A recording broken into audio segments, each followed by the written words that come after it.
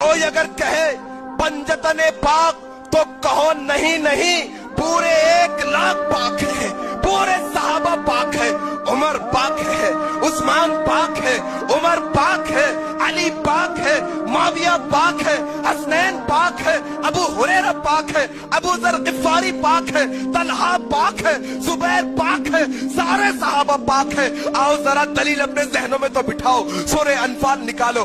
जंगे बदर का तज़किरा करते हुए सारे सहाबा के मुतालिक कहता है, वयुनज़्ज़िलु अलैकुम मिनस समाई मान लियुत्ताहिरकुम बिही।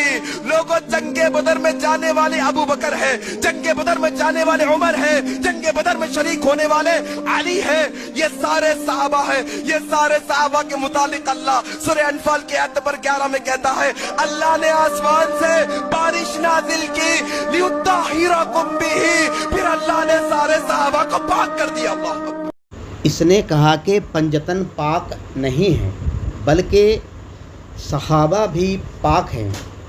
बेशक सहाबा भी पाक हैं, मगर पंजतन का पाक होना सहाबा के पाक होने की नफ़ी नहीं है। पंजतन में रसूल अकरम सल्लल्लाहु अलैहि वसल्लम भी शामिल हैं। तो क्या रसूल अकरम सल्लल्लाहु अलैहि वसल्लम माज़ल्ला पाक नहीं है? जब हम कहते हैं कि अज़वाज मुत्तहरात, तो इससे अहले बैत के और लोगों की नफ़ी नहीं होती है। तो पंजतन पाक कहने से सहाबा कराम की नफ़ी कैसे हुई? यह बुग़्ज़े पंजतन पाक है।